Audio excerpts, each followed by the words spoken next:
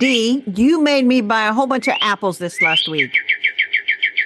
I made you. It's more like I influenced you. Yes, I was at the fancy grocery store, as fancy as we get. But anyway, they had a bunch of apples, and I thought, oh, I'm going to try some. So I got a pink lady, a sugar bee, a Fuji, and a cosmic crisp. Yep. Those all sound really good. Which ones do you like? Well, I've only tried pink lady and Fuji, and I will say I would eat either one. They were both delicious. But if you'd like, hey, you can have a Fuji or you can have a pink lady, probably have the pink lady. Really? Because it's the more tart one. Yeah, but it's got enough sweetness, and I think it has a better texture. It has more of a crisp snap when you eat it. I love pink ladies. Pink ladies, as we discussed last week, are the same thing as Crips Pink. But what a cute name, right? They Yes. finally figured out in Apple Land that if you name things cute names, Yeah. you get, I bet you'll like Cosmic Crisp. I'm just going to make a prediction. All right, that'll be today's apple. But before we go off into Apple land and people start rolling their eyes and all that kind of stuff, I'm going to start this episode, which has nothing to do with apples. Nothing. Welcome to the Gardenangelist, where we talk about flowers, veggies, and all the best dirt. I'm Carol Michael from Indianapolis, Indiana, where I have a suburban garden measured in square feet. It's about a third of an acre. And I'm Dee Nash from Guthrie, Oklahoma, where I garden an acre and a half out of 7.5 acres out in the country. And right now I was thinking about how much I covet the fact that Carol's garden is only about a third of an acre. We call ourselves Gardenangelists because we are evangelists for gardening. We love gardening. We want others to love it too. Yes, we do. And we aren't afraid to spill the beans and tell all of our gardening secrets, the good, the bad, and even the ugly. But that's enough of who, what, when, where. Let's move on to this week's episode. Hello, Dee. Hello, Carol. How is your garden right now? Wow, you have a big old long update. I'm ready. Go for it. Okay. Well, I got some stuff done. I cleared out the big I cleared out the big containers on the back patio. And as I put in my newsletter that people have by the time this comes out, I cleaned out all the roots when I pulled out the salvia. I was tempted just to cut those salvia out because they have pretty good roots by this time of the year. But I thought, no, I'll be all mad at myself in the spring when I go to plant the violas if I have to dig out all those roots and, it won't be as nice as it was that day. It was in the high 70s. And Right. so, and then I trimmed and mowed. So I got a bunch of grass clippings. So 2 of the 6 beds in the back vegetable garden have been covered with leaves. We got rain on Thursday, but it wasn't enough. Just saying, wasn't enough. Is you going to get more? Because there's a big storm that's going across the middle of the country. I thought we'd get some today. I was kind of all gearing up for it, but it's, as you can see from that window out there, sunny's all get out. In fact, I saw where a weatherman, something blurred across the screen somewhere that said that because it was sunny the first 2 days of November, this is the 3rd, that it's the sunniest start to November we've ever had. What? Who keeps track of stuff like this? Anyway, I went to Costco on Halloween, and gosh, Dee, go to your Costco. They had those boxes of 3 amaryllis bulbs, the waxed ones. These things were huge and better than anything that I find closer to Christmas. So I bought 3. They were like $21.99. And then that's cheap. The funny thing is, on Saturday, I texted my older sister and I said, hey, if you go to Costco and you see these, get these for your grandkids. And she texts back and she says, I'm at Costco right now. I need to go to Costco tomorrow. She got some, and I'm going to get my other sister to get some. But anyway, I started planting bulbs on Saturday. So I got them done at my sister's condo. We planted about 125 or so tulips. It'll be beautiful. Started here, got some tulips planted, got the alliums in the ground. And then this morning, gosh, it just goes on and on for me, doesn't it? I told you, you've been busy. Well, the other thing that I did yesterday is Proven Winners Color Choice Shrubs sent me a really nice evergreen to try out. And it's the soft serve Chamaecyparis pisciferia. And we already talked about how false cypress does not do well in Oklahoma. But it's supposed to get like 5 feet wide at the base and like 8 to 10 feet tall. Did not have a place for it. So I went over to my nephew's house and his wife. We figured out where to plunk that thing in the ground and lickety split. I planted it. Anyway, then this morning I was on Doug Oster, our friend, has the organic Yes. gardening show on KDKA out in Yes. Pittsburgh. I was his guest for just about 15 minutes. So that was really nice. And yeah, so big week, I guess. How about your garden, Dee? What has been going on at your house? Why don't you start off by explaining why we're recording on Sunday instead of Friday? Because I have a dead armadillo under my house. I'm sorry to laugh. Oops, my bad. I mean, it's laughable unless you're living with a dead armadillo under the house. So the reason we moved it was because Bill and I were trying to get said creature out from under the house, and it's too far back. In fact, the smell is now, this is so gross, y'all. Just, if you need to turn it down for 3 minutes, it's okay. The smell, I've pinpointed it to where the armadillo is now. Uh-huh. There's no way we're getting that sucker out of there. So we're going to try something else. Wait a minute. That'll be on my updates. You'll have to explain, like you had to explain to me, is this is the part of your cabin that's on a slab. And so it's burrowed itself under the slab, right? It's not like you have a crawl space you can crawl into. I don't have a crawl space at all. The whole house in Oklahoma now, there aren't that many houses that are built with crawl spaces. Old houses were, but newer houses, no. So this is on the east side of the house, and I have a retaining wall there, and there's a garden bed on top of the retaining wall with nice, beautiful soil. And this armadillo decided to make its burrow behind the Fiskars, what would you call rain barrel? I had a rain barrel there. Yeah. And so I didn't catch it because it was behind the rain barrel. And so now that rain barrel is actually down in the lower pasture because I threw it off the side of the house in frustration. And I emptied it first and then I threw it because I was so mad. And then but I didn't know this about armadillos because now I know a lot about armadillos, which is my rabbit hole. Just say it early. And I hired these two guys to come out and get it out of there. Right. They couldn't get it either. And honestly, I think their deal was just to come on to try to sell me a bunch of stuff. And I was like, I know more about this stuff than you guys do. But they did know about armadillos. And armadillos go in 3 feet or 2 feet. And then they veer to the left or the right. And he said, yours has veered to the left. And I said, oh. And so he goes, I can't get it out of there. And he goes, I'm sorry. I said, that's okay. I can't either. So we're trying to come up with other options.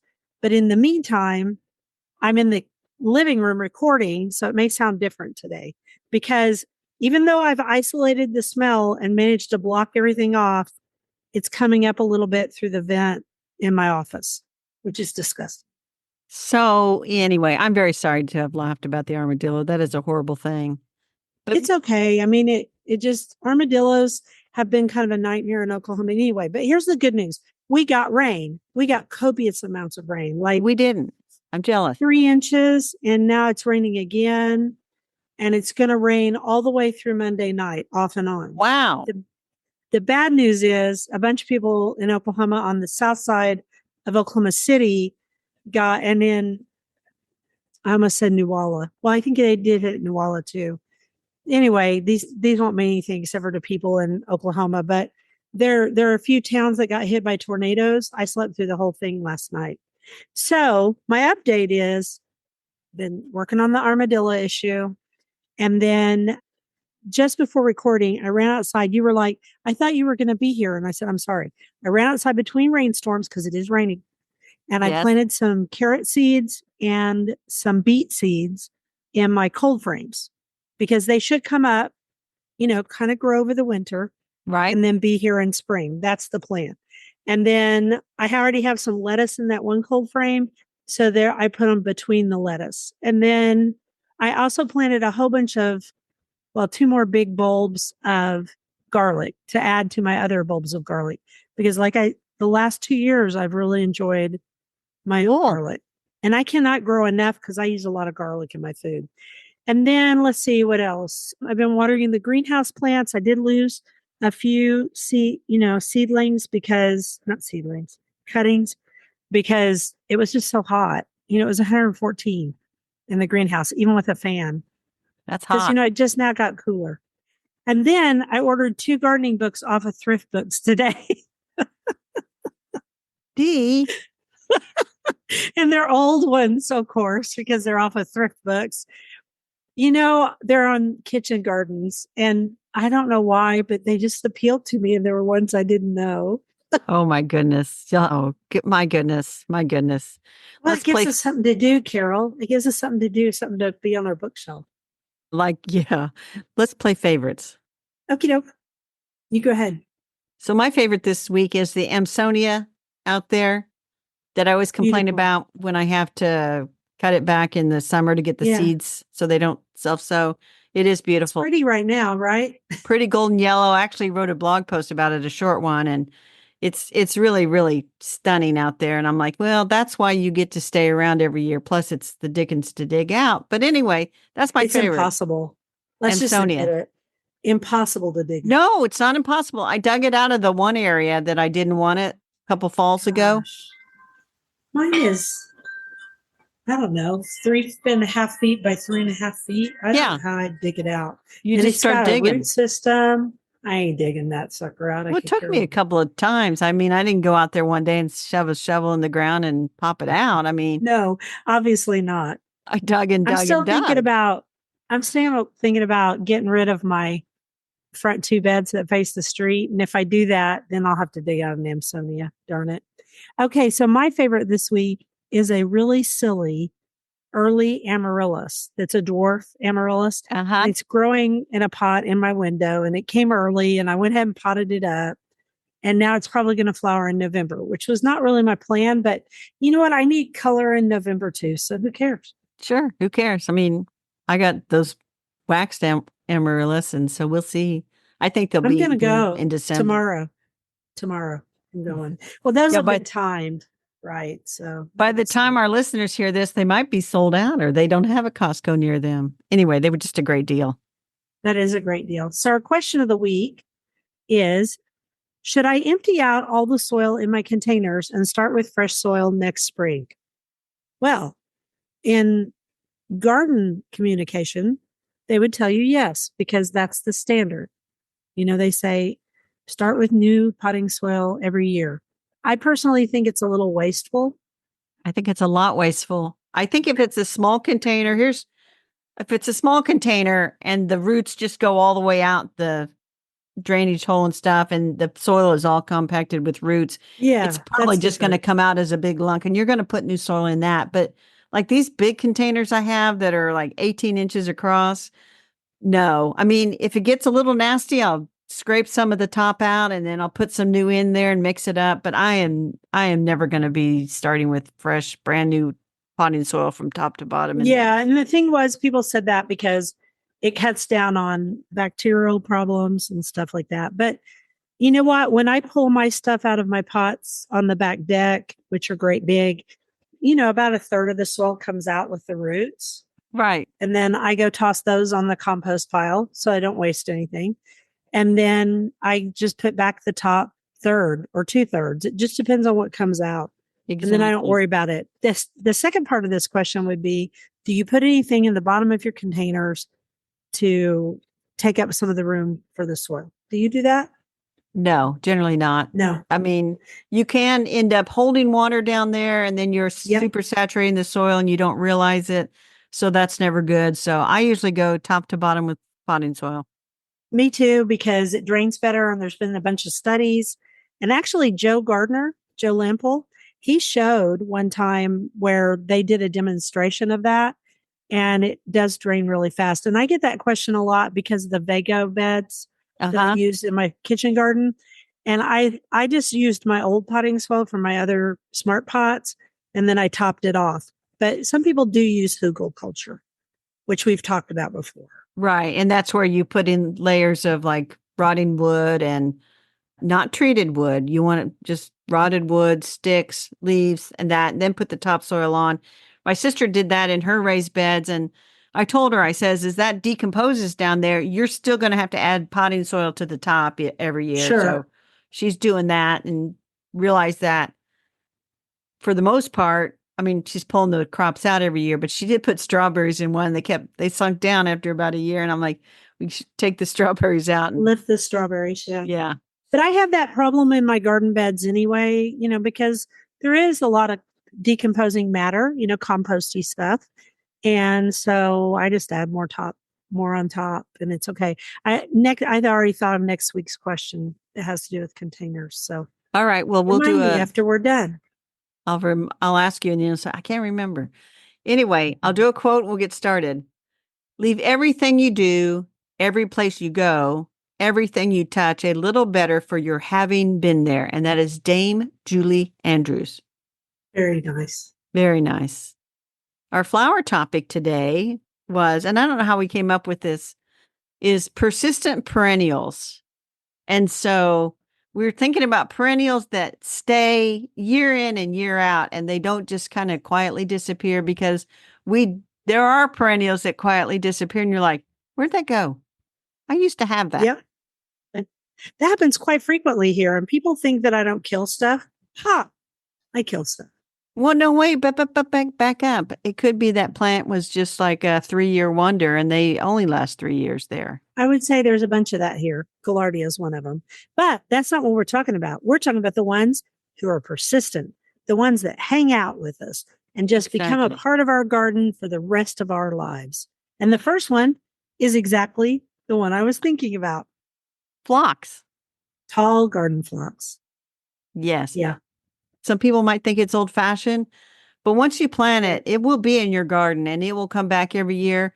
And it does self-sow some, but not in an obnoxious way, because it's pretty easy to dig them up and move them around and share. Yes, they're not very tall. They do form, the older varieties do form mats of perennial roots. And so I have to lift mine out. They're shallow, but they are heavy. And then I chop them in half, chop them into pieces, give pieces away. And I go through them every spring because they are so persistent that they multiply. But that's only certain varieties. Yes. The tall phlox generally does. Yeah, and not so much the new ones, I'm just going to say. Yeah, old fashioned, just the old fashioned purple ones. Yeah, those are bright eyes, things like that. The next one I think you know a little about, and that is daylilies.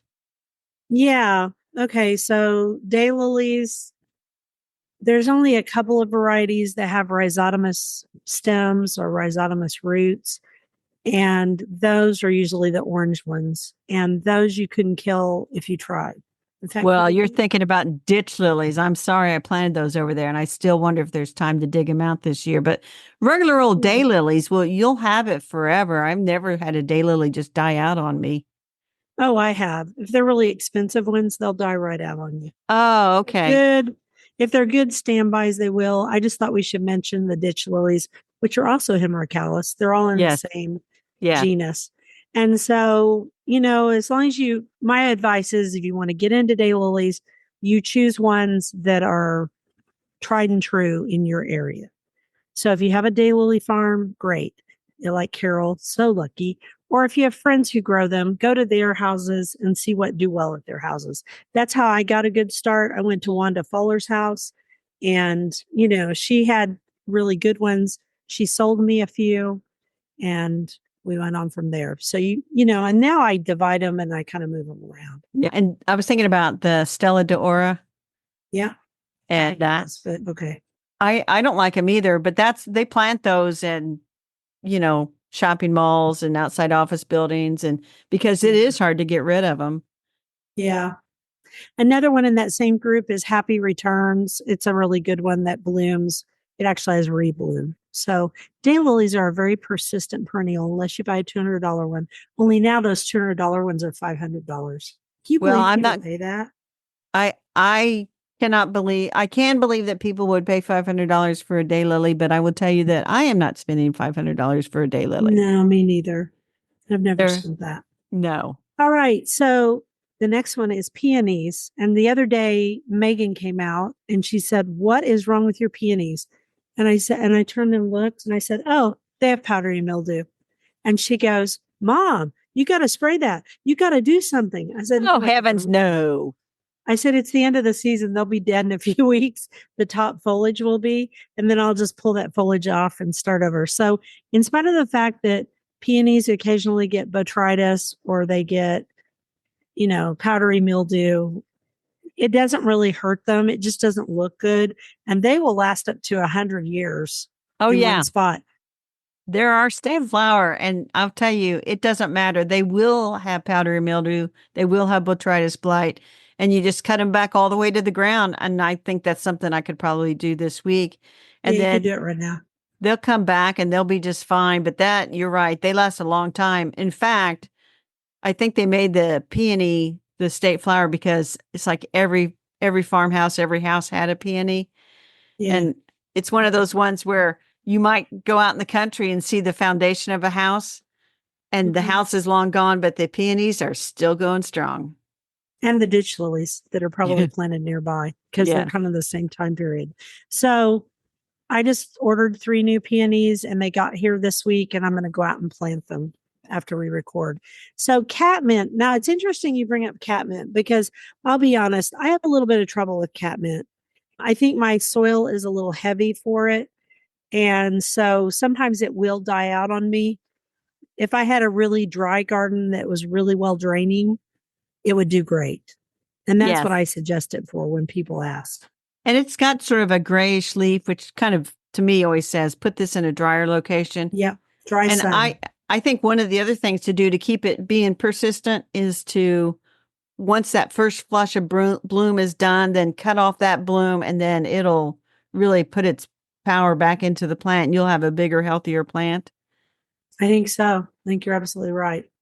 And then after that, you put in salvias, and we know how much I love salvias. In fact, I have a whole blog post on Year of the Salvia. I have one on 3 salvias you should grow and all kinds of ones because salvia is a huge genus and there's a salvia for almost everyone.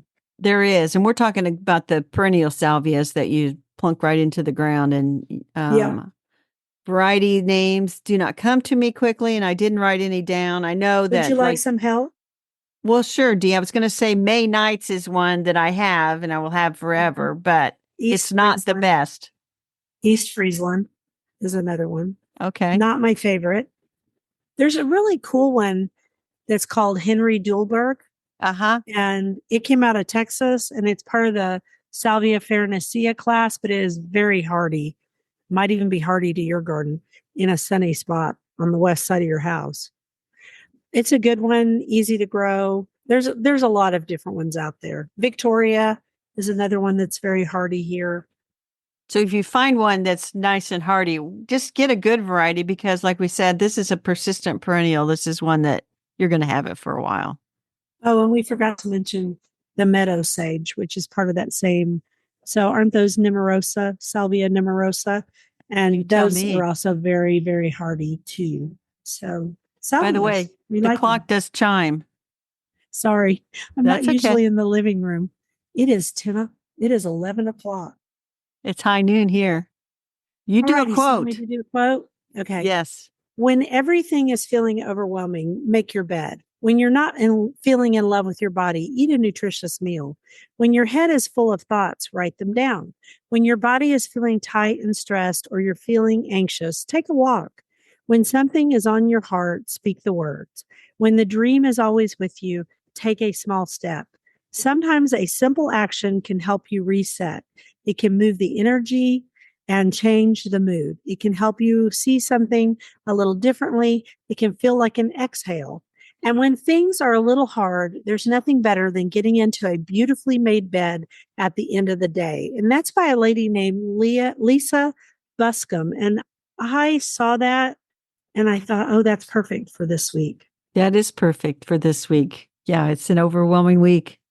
So our vegetable, Dee, our listeners have been waiting forever for us to talk about carrots. Yep, carrots. So we're taking our carrot information from our beloved Kitchen Gardener magazine, and we are looking at the December 99/January 2000. And Dee, I don't want to make you feel old, but this magazine is 25 years old. 25 years old. There you go. 25. in Yeah. about a month. Yeah. Yeah, I thought of that the other day because 2000 seems like it was just the other day. And Yeah. I planted carrots this morning, and this is by William Brown. I don't know William. I haven't seen anything written by him in a while, but this is a great article It is. And because William he says in the shows how he article, did it. he says in the article that he is in Indiana. How nice. So the But ones I grew were an heirloom, and I can't tell you the name of it right off the top of my head, but it's an heirloom from Seed Savers Exchange, and it uh-huh. looks just like the ones that he shows on page 10, which are the short ones, the short Right. carrots. I tend to do better with those than the Nantes types. So there are 3 types of carrots: Chantenay, which are the short ones, Imperator or Imperator, how you say it, and Nantes. Nantes are the ones you see most often in the store, I think. I think so too. Now, the thing he says about this is he starts the article with, when was the last time you had a really good carrot? One just pulled from the ground on an early fall morning while its feathery green top was still wet with the melting frost. A carrot that crunched so loud the noise rattled your bones and woke up the birds. A carrot so sweet that your taste buds exploded with joy. If you have never experienced carrots like this or doubt that you could grow such carrots, read on. Or as we say, listen on. What a great beginning. I have had a carrot like that. I had one in my CSA box last spring. Yes. It was amazing. So he has a lot of good information. And one of the first things when you're choosing seed, and you went through the three different types, which are Yes. kind of based on the length of them. So the Chantenays are the shorter ones, and then the Imperator are the longer ones, and then kind of in between are the Nantes. Yeah, But and Nantes are just a long rectangle, long yes, cylinder, whereas the other 2 are more conical in shape. yes. And he said the first thing to think about is, do you want pelleted seed or just the seed raw? Raw is not the right word, but unpelleted. Not 'Cause it's uncoated. tiny. It's Yeah, tiny. it And is very tiny. Pelleted would be easier if it's your first go round with planting yes, carrots. yes. Because he said the things that are very hard to do with carrots is weeding around them can be kind of persnickety. And so he likes to use the ones that are pelleted and they're coated with sort of this clay coating, he said, and then it's easier to space them out more precisely to how you want them to grow. Yeah. The other thing he said in the article was carrots like warm soil to germinate in. So like your cold frame right now, the soil is still really warm, so they will germinate. But he said in the spring, it can take upwards of 3 weeks before you'll start to see that germinating carrot. But he Yeah, also I think said so. it starts to grow that taproot even before it shows the top growth. And so and I don't know how this worked, but he said one of the worst things was the annual weeds around him. And so he sows his rows and then he cultivates in the opposite direction. So perpendicular to the Mhm. carrots, even before they come up. And he says, then you don't really disturb the carrots in the rows, but you can get the weeds out of there. That makes sense because if he's hoeing them with either a hand hoe or he actually shows a long hoe here, if he Yeah. does that and he goes it'll be going on the carrots from side to side. And so you wouldn't have to go in between the carrots and Right. you wouldn't accidentally slice them because you Yes. would be going from side to side. That makes sense. I never thought of that before, but what a good idea. Yeah. And then he also talked a little bit about the soil. Obviously, carrot is a big taproot, so you want a really nice loamy soil that root can go straight down and not be interrupted by rocks or big clayey soil. If there's clayey soil, it may not even hardly grow down at all or just be misshapen. So you want a nice loamy soil, and that's where if you have raised beds, obviously your raised beds would be perfect for growing really nice long carrots Yep. because of that. Yeah. And then they just, they're not fussy at all. They grow in a wide cool. variety of soil pHs, and they don't really. He fertilizes with an organic fertilizer, but he says they don't really need a lot of fertilizer if you have good soil. No, because they're a root crop, and root Right. crops tend to not need as much fertilizer as as other crops, like leaf crops, for example. Right. Yeah. Now, here's the thing. Carrots do have some pests. And so one of the things that I always read was, or heard was, if you're going to thin out your carrots, don't just snap off that top growth because that releases that carroty scent of the foliage. And that attracts like the carrot rust flies, and then they know exactly where the carrots are. So you got to be really careful to really pull that carrot out, the whole thing, and not leave half broken off stems. Yeah, that happened to me. Yeah, because he said most of the trouble is underground. He says nematodes, root maggots, and cutworms. Well, that just sounds not pleasant. Yeah, it does. I remember when I was one of my first gardens out here, I grew carrots because they seem easy, but I don't think they're that easy. And I had the nematodes or something. I mean, it was nasty. Yeah. So, I mean, again, in your situation where you're growing in those raised beds where you've added the soil, I think you're probably going to be okay. But you can cover with a row cover to keep carrot rust flies, leaf hoppers, and flea beetles at bay, he said. Mm-hmm. The other thing he talked about was the harvesting of them. And so in the opening paragraph, he talks about pulling them, and they've already been frosted on. If the ground's not frozen, they'll stay just fine in the ground through winter. And he said, they're sweeter. Yeah, they're very sweet, especially when frost hits them a few times. But he talked about putting like a 6-inch layer of straw on top of the ground to keep the ground from freezing. But then also noted that would be likely a place where mice might like to nest. And then so they might eat them anyway. Yeah. So that's complicated. Yeah. But he said, if you pull them out, then he says, pull them out, dump them in cold water so that they cool down really quick. And he said, cut the top off. Don't break the top off from so there's no green shoulders on there. And then you can store them in he said a perforated plastic bag, which I don't think I've ever seen a perforated plastic bag, but in a bag where they can get some air circulation around them, keep them cold. And as with most of these vegetables, if you have some that are a little damaged or smaller, eat those first. The bigger ones will last longer. So I might give carrots a try again next year. We'll see. Yeah.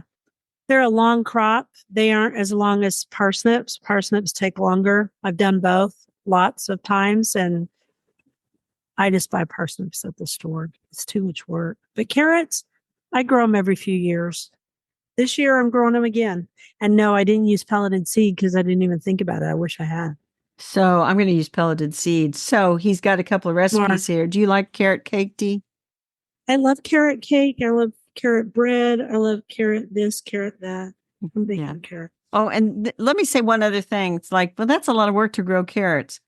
But he talked about because of the overgrowing of carrots and the mechanization of growing carrots and stuff, a lot of the nutrients and taste of carrots is gone before it ever hits the grocery store shelf.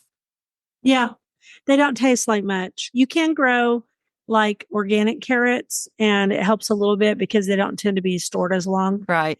And also they're grown in better soil. So there's that. I'm kind of excited about this garlic, carrots, and onions, which basically it's just carrots, onions, oil or butter, garlic clove, lemon juice, and parsley. Now, when he says to jazz it up, you could add a half a cup of pine nuts. Well, that would be good. Or pumpkin seeds. That would be good too. Yeah, go for it. So I do love carrots, and I use them a lot. He calls this a traditional Swiss carrot cake. What makes it Swiss? That I do not know. It has apricot jelly in a glaze and kirsch. So, and I think kirsch is cherry. That's interesting. And it also has cornmeal in it. Yeah, this is very different than my carrot cake recipe. I might try it sometime. Yeah, you should try it. It doesn't look hard.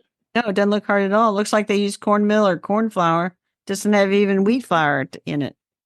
No, it doesn't. But it does have a cup of ground almonds, which is almond flour. But 25 years ago, people didn't eat almond flours, but now it's everywhere. Yeah. That would be very good.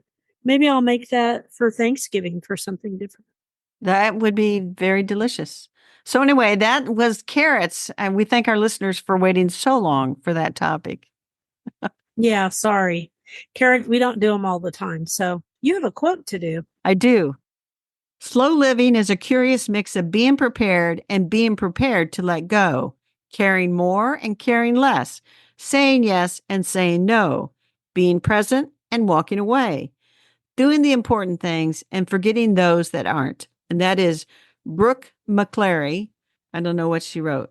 I didn't look her up. I used to look her up. I got lazy. I need to start looking these authors up again. Yeah, just fit that into your spare time. So our book this week, you came up with the idea, and then I think you saw it at your bookstore, right? I saw this something about it, and I actually checked it out on my Kindle from the library, and I read through it, and I thought, you know what? This is really a nice book to have on the shelf. So I ordered myself a copy, and it's called A Little Book of Japanese Contentments, Ikigai, Forest Bathing, Wabi Sabi, and More by Erin Niimi Longhurst. Yes. And then I looked at it and I thought I want it too. And so I bought it. And so it is exactly what it says it is. It's a little book of Japanese contentments, ideas within Japanese culture that we can adapt to here to make our lives better. Right. And a lot of this stuff we already kind of do, but they just had some really, really lovely things in here. And it's something, and it would make a great gift book for Christmas or whatever holiday you celebrate.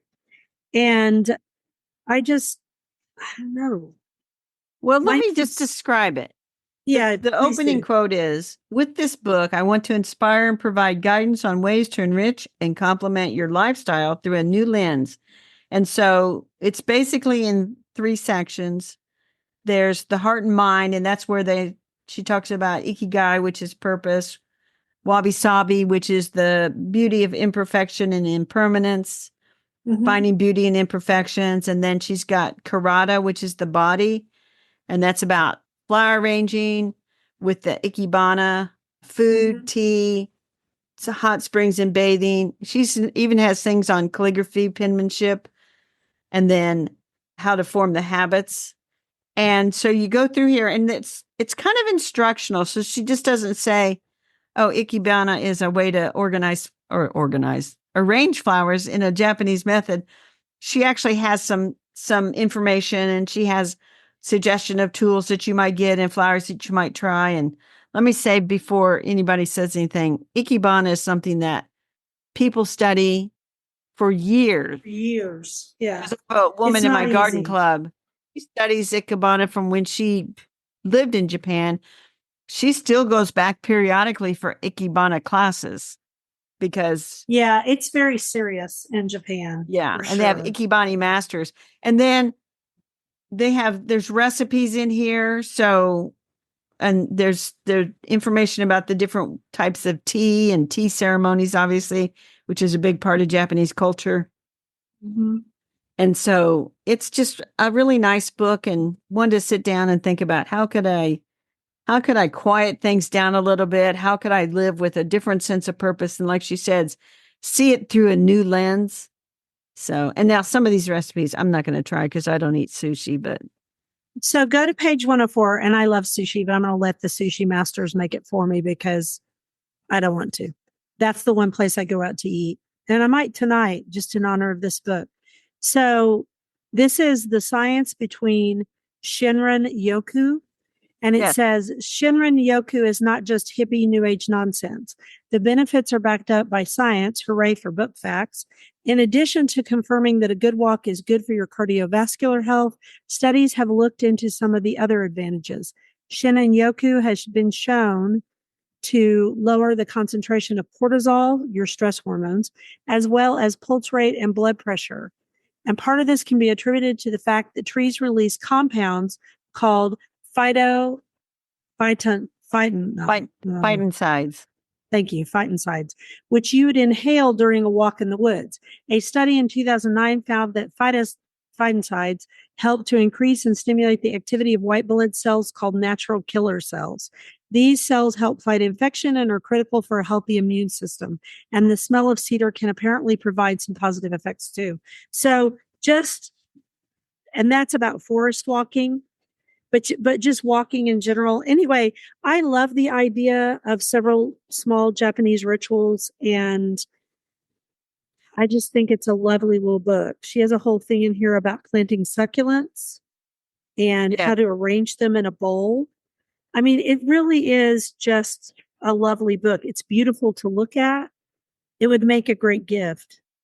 Yes. And you don't have to like turn your home into a Japanese home or anything. No. You think about the ideas behind some of these. It's about doing things with a sense of purpose, doing things simpler, having rituals and things in your life that kind of ground you. That's somewhat what it's about too. So anyway, It I is. loved It's it. just lovely. It's a beautiful book. I'm so glad you introduced me to it. It reminds me a little bit about, like, remember when Marie Kondo was all the rage? And she said to give something away or remove it from your house if it doesn't give you joy. It's kind of takes that, but then it shows you other things about Japanese culture too. Well, yeah, and it doesn't tell you to thank you. Do anything. I won't swear that it doesn't say to tell it thank you for its service and hustle it out the door. But I think it, because Marie Kondo is Japanese. Right, she is. That's what made me think of it. And I loved her books. I read both of them and I really enjoyed them. I thought they were fun. And they did help me start to give away some things I don't care about anymore and not feel bad about it because that item has given you usage and purpose in your life and it's time to give it to someone else. So, you ready for the next? Well, I just want to repeat the title: A Little Book Okay. of Japanese Contentments, Ikigai, Forest Bathing, Wabi Sabi, and More by Erin Niimi Longhurst. And we'll include links to bookshop.org and Amazon in case you think you'd want this. And like I said, my library had it, and that's where I got it first. It would be really fun to also have out on your table, your coffee table, because even though it's little, it's got a very beautiful cover. In fact, it's an Ikebana cover. Yeah. That I look at it closer. Yes. All that right. little bird. My quote we picked because it made me laugh. Ready? Do not get stuck in the comments section of life today. Make, do, create the things. Let others tussle it out. And that's by Lin-Manuel Miranda. I think he pronounces it Miranda. Anyway, it made me laugh because I thought, oh my gosh, that is so true. Because I watched these people fighting it out on Nextdoor, that app, the other day, and they were fighting about a bond issue that is coming up. And if you think your vote doesn't matter, it really matters in local elections. Oh, and yes, so it does. I don't have a horse in this dog and pony show. Did you catch what I did there? Yes. Is it? I don't, because I actually live in the Logan County Guthrie area, but people were just tussling it out online. And I thought, y'all just need to settle down, go do something, and then vote and go on with your lives. So let's go on to dirt now that I'm off my soapbox. Okay, you found the dirt. We won't belabor this. I don't think it's going to be a problem in Indiana, but you found. So in Florida, okay, so quickly, in Florida, they discovered that some people were getting leprosy. And they could not for the life of themselves figure out why. This is very similar to was it last week that we talked about turmeric and how people were getting lead poisoning? Last week or the week before, yes. Yeah. Okay. Well, this is about leprosy, which is curable. And they're actually they figured it out that they're getting it probably from armadillos. There they go. Those armadillos. I really dislike armadillos. I've never seen a creature dig up your garden faster. And I'm pretty benevolent. Carol will attest to this. I'm pretty benevolent. Yes. But not about armadillos. So I used to laugh at my father-in-law because he would go out and hunt armadillos. And I thought he was crazy. I now understand why they frustrated him. So anyway, they have leprosy but people were not handling armadillos. So they were like, what the heck? Well, Florida has had a huge influx of armadillos, just like Oklahoma and Texas has them. And they think that the leprosy is transferring to the soil. Tisk, tisk. And I said to Bill, I go, you know what? If I get leprosy, poor man, he was just sitting there. And I said, if I get leprosy from my soil, from all these armadillos, I said, I am moving. And he goes, what? Where'd this come from? Exactly. So anyway, that's our dirt. If you want to go look it up, we'll link to it. And we'll have happy dirt next week. We'll figure out Yeah, because happy our dirt. dirt has been weird It lately. has been. I'll do a But quote. We'll do the. Go ahead. it was Halloween. I mean, Yes, it was. now we're done. Now we're to thankful dirt. We're moving on to Yeah. thankful dirt. All right. Okay. The morns are meeker than they were. The nuts are getting brown. The berry's cheek is plumper. The rose is out of town. The maple wears a gayer scarf. The field a scarlet gown. Lest I should be old-fashioned, I'll put a trinket on. And that can only be by Emily Emily Dickinson. Dickinson. It has to be, especially that last part. She rhymes the whole thing, and she also has it in meter. It's meter verse, and then she goes, "I'll put a trinket on." That is so Emily Dickinson, isn't it? It is. It is. So quickly, I'll do my rabbit hole. Armadillos. I'm going to give you another armadillo fact, and it's not a gross one. Ready? Yes. Every female armadillo, after mating in the spring or whenever they mate, she has one embryo, one zygote. Okay. So there's one egg fertilized. Yeah. And then almost immediately, that little sucker splits into 4 exact copies. Isn't that Quadruplets. weird? So Quadruplets. Armadillo has 4 identical quadruplets. Oh my goodness. And that is just weird. Okay, moving on. What's yours? Okay. Well, my Substack this past week for the Lost Ladies was about Irma Wild, who wrote one book. Well, she illustrated probably hundreds of books, but she wrote and illustrated A Child's Book of Flowers from 1952, a very sweet book. So I spent time looking her up. Her house that she used to live in with her husband in Roanoke, Virginia, that had the address in this newspaper article. So, of course, I looked up the address and it's for sale on Zillow. And I kind of toured through the house and I thought, well, I don't really like the quote unquote improvements they made to modernize it. So that was kind of fun. And then I've been on a reading tear, listening and reading books. Ready? You have. I'm ready. So I finished Killing Time, which was Agatha Raisin number 35. So I'm caught up on Agatha Raisin again. Yeah. I finished listening to Our Lady of Pain, which is MC Beaton's Edwardian Murder Mysteries, and that was 4 of 4. So I'm done with that series. And I don't think she authorized anybody else to write that. So Lady Rose is in my past now. Okay. Goodbye, Lady Rose. And then I read Death of a Gentle Lady, which was the Hamish Macbeth number 23. And there have been some of those mysteries published after MC Beaton's death. So I think somebody's still writing them. So I may never get caught up. And then I found out she wrote a book called The Education of Miss Patterson, which I listened to on audio when I was out working in the yard. And I thought it was a one-off. Turns out it's number 3 of 7, but it's her Love and Temptation series. And I'm thinking, nah, it wasn't that good. But then I read 2 books that I thought were pretty good. Sipsworth by Simon Van Boy, which was published this spring. Have you heard of this book? It sounds really familiar. Tell me a bit. I would call it a novella almost. You can read it in a good long day. But it's about this old woman who had immigrated to Australia, and she comes back to the English village where she grew up to live out the rest of her days. She's a widow. Her son has died. And so then she befriends a mouse. And that sounds cutesy, but it's really a good story. I recommend it. Sounds good. And then because of the quote we had last week about mending from The Art of Mending, I thought, well, might as well knock out that novel too. So I did read that. It's pretty good. I like Elizabeth Berg. I've read a bunch of her novels. Yeah. This one's from 2004 and it's kind of like, which is 20 years ago.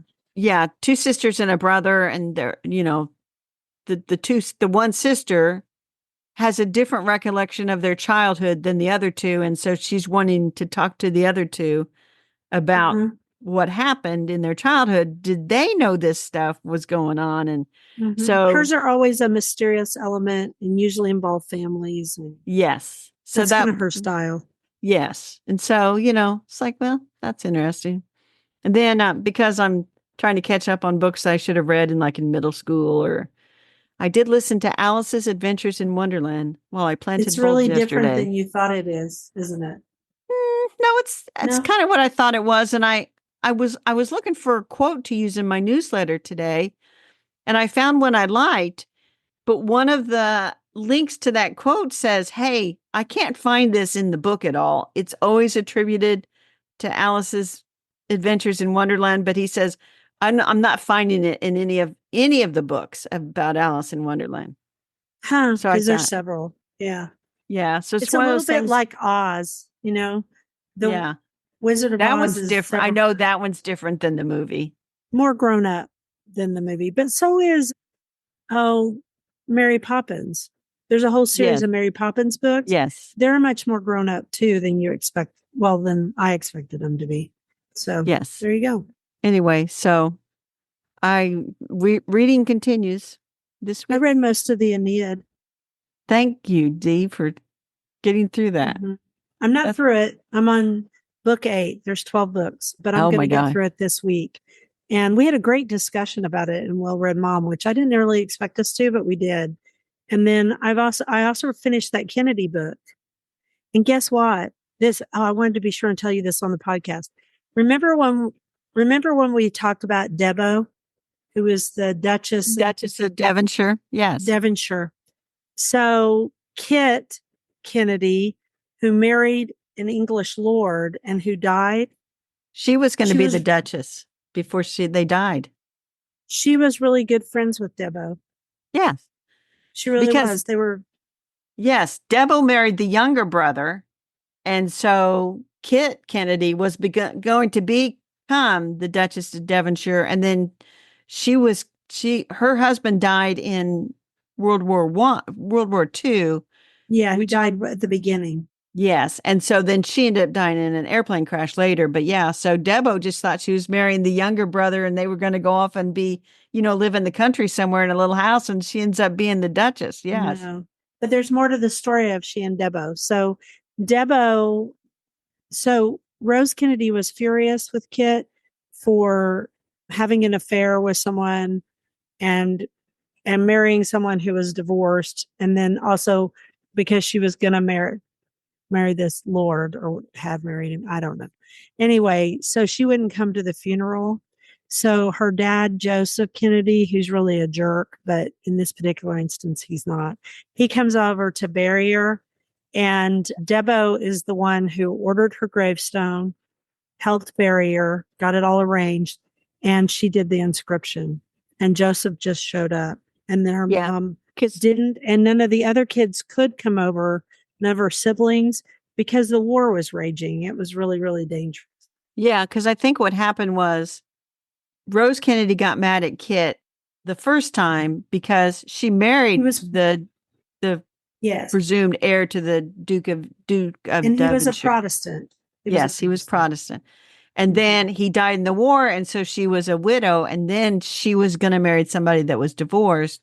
They died in a plane crash. Yes, with her, if I remember right. Because I read a biography of Kit Kennedy. And you did? the thing was, and there's one scene in the biography. It's either that or something I read by a Secret Service agent who used to go around with Jackie Kennedy. But after Kennedy became president, he was over in Europe for something, and they said he went over on a private helicopter to her grave, which is in a churchyard somewhere in England, and visited it privately for a few minutes. She was one of his favorites. Yeah. She was one of his favorites, and the sister who had the lobotomy. But we are way off topic. I just wanted to tell you about Debo because I was going to tell you about Debo and I just read that book. For those who want to know, the name of that book is Ask Not. And it's actually a very good book. Yes, we'll put a link to it. I actually just got it out of the library. Nothing to do with gardening. Nothing. Oh, I got it out of the library. I'll have to give it a look. Let's talk about gardening again. What are you going to do this week, Dee? I'm going to keep the greenhouse watered.